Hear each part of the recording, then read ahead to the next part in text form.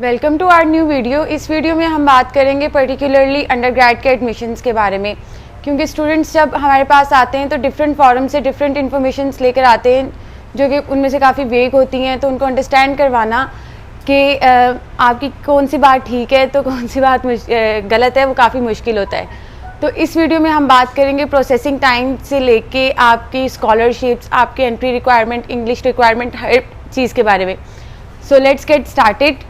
I am Umayma Iftikhar, student counselor at Edify Group of Company, and along with me Mr. Azim Qasim, who is founder and CEO of Edify Group of Companies. So let's get started. Sir, what are the minimum entry requirement for undergrad admissions in Canada?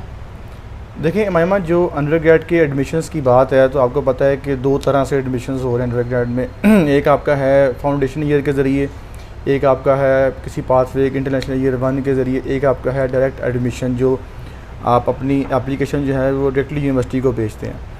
जहाँ तक direct admission की बात है तो उसमें आपको जो grades हैं ए लेवल्स के, एटलीस्ट मोस्टली यूनिवर्सिटी जो है ना वो 2 सब्जेक्ट्स भी एक्सेप्ट करती हैं towards undergrad admission.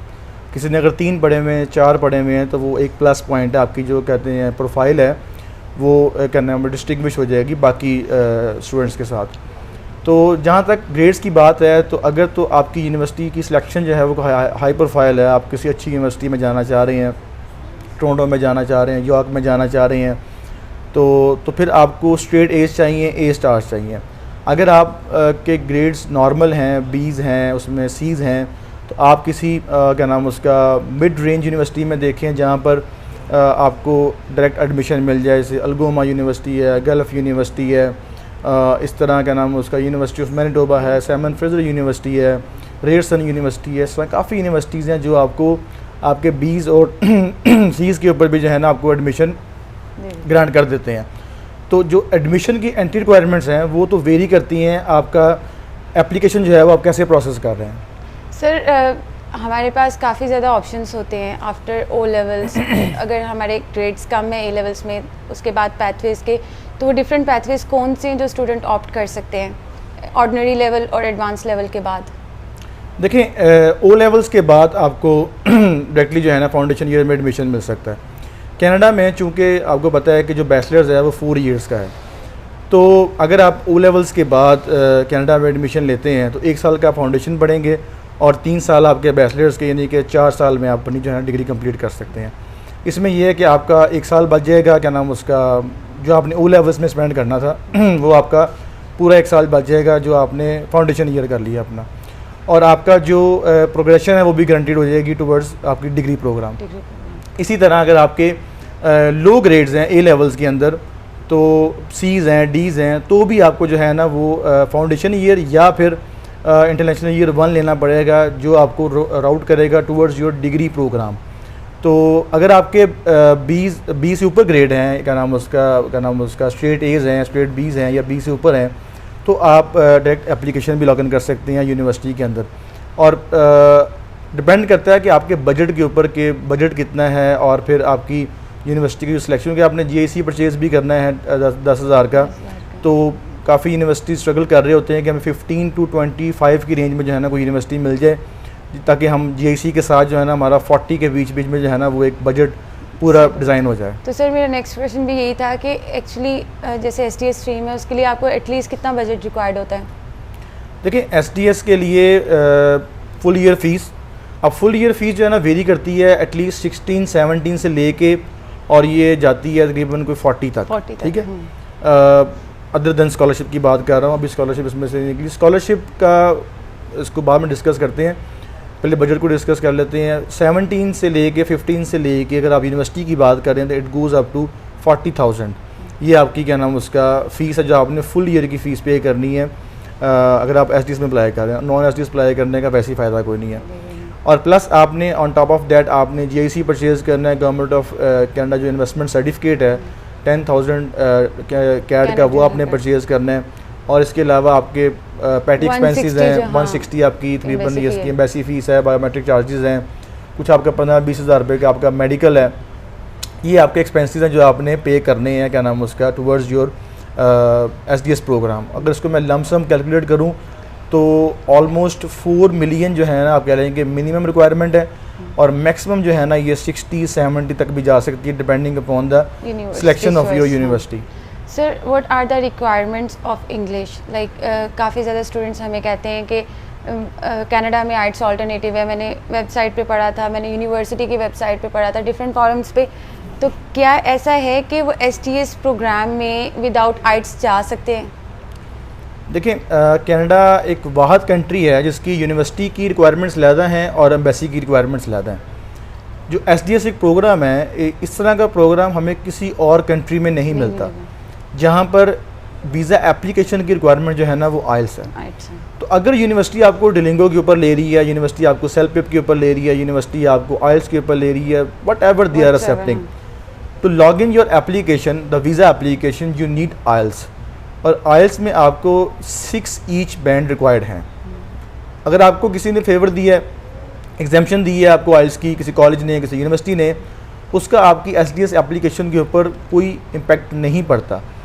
For the visa application you need IELTS. तो ये चीज़ आप मेक श्योर रखें, either you are coming from OA levels background, आपका AP बैकग्राउंड है, आप IB से हैं, आप इंटरमीडिएट से हैं, whatever your background is, you need IELTS and 6.0 यानी कि 6 band in each module. Obviously 6 each है तो ओवरऑल 6.5 आपको जो है ना वो रिक्वायर्ड होंगे। ये चीज़ तो कंफर्म है। सर इन ये जितना भी प्रोसेस है जो हमने सेगमेंट्स में डिस्कस किया है, ये प्रोसेसिंग टाइम कितना रिक्वायर्ड होता है एक स्टूडेंट को अपनी एप्लीकेशन से लेके वीज़ा प्रोसेसिंग के लिए? देखिए जो रिकमेंडेड टाइम फ्रेम है जो हम क्या नाम उसका सजेस्ट करते हैं तमाम स्टूडेंट्स को भी, वैसे तो SDS का अगर आप वेबसाइट पर जाकर देखें तो दे से कि 15 डेज़ में हम इसको प्रोसेस कर रहे हैं SDS की एप्लीकेशन को, बट अनफॉर्चुनेटली चूँकि पाकिस्तान से प्रोसेसिंग नहीं हो रही, सारी अबू धाबी से हो रही है, तो it takes almost 2 to 3 months even in the SDS। उससे पहले आपने अपना क्या नाम उसका एडमिशन भी सिक्योर करना है, आपने आइल्स भी करना है, आपने GIC परचेज़ करना है, आपने फ़ीस पे करनी है। तो आई थिंक के एटलीस्ट 4 to 5 months अहेड आपको जो है ना ये क्या नाम उसका सारा प्रोसेस स्टार्ट कर लेना चाहिए, ताकि आप टाइमली अपना एडमिशन सिक्योर कर सकें, टाइमली अपना फ़ीस पे करें, GIC परचेज़ करें और अपनी एप्लीकेशन लॉगिन करें, ताकि एम्बेसी को आप एटलीस्ट 2 months जो है ना एम्बेसी को आप दें डिसीजन मेकिंग के लिए। ये सजेस्टेड टाइम है। सर अनलाइक USA, क्या हमें कनाडा में भी स्कॉलरशिप उसी चंक्स में मिलती है जितना USA ऑफ़र करता है? नहीं, ऐसा नहीं है। देखें USA का जो एक क्या नाम उसका स्ट्रक्चर है कहते हैं हायर एजुकेशन का, यूनिवर्सिटी का, वो इंटायरली डिफरेंट है तकरीबन तमाम कंट्रीज से।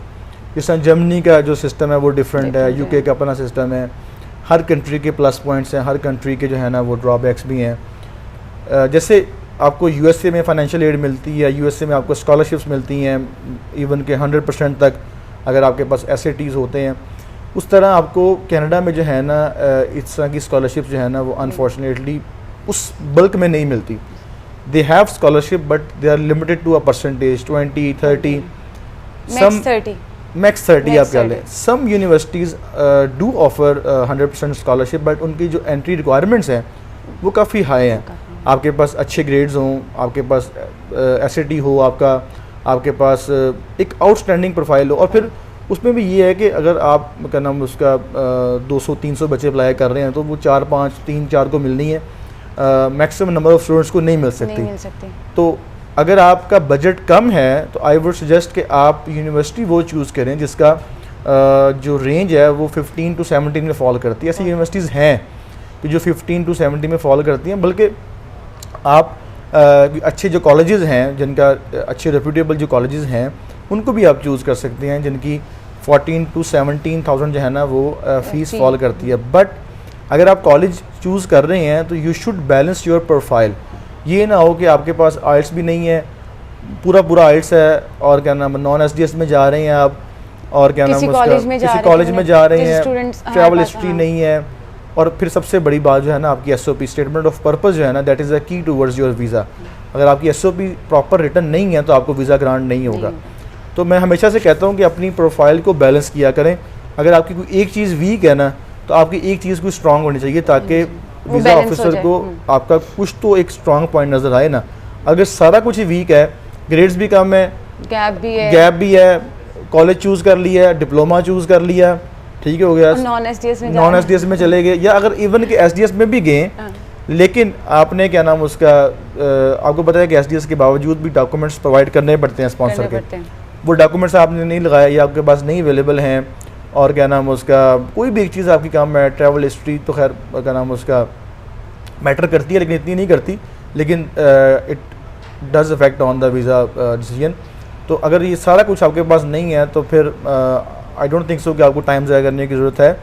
और एक और चीज़ लास्ट पे मैं कहूँगा कि कुछ स्टूडेंट्स एलिजिबल नहीं भी होते, उनको पता है एलिजिबल, लेकिन फिर भी बज़िद होके जो है ना वो कनाडा अप्लाई करते हैं कि मैंने करना है। अगर किसी और कंट्री, आपको कोई और कंट्री नहीं सूट कर रही, लेट्स सपोज आप कहते हैं जी मैंने कनाडा में ही जाना, जो मर्ज़ी हो जाए, आपको यूएसए सूट नहीं करता, यूके नहीं करता, ऑस्ट्रेलिया नहीं करता, और कनाडा में आपका हो नहीं रहा, तो फिर टाइम ना वेस्ट करें।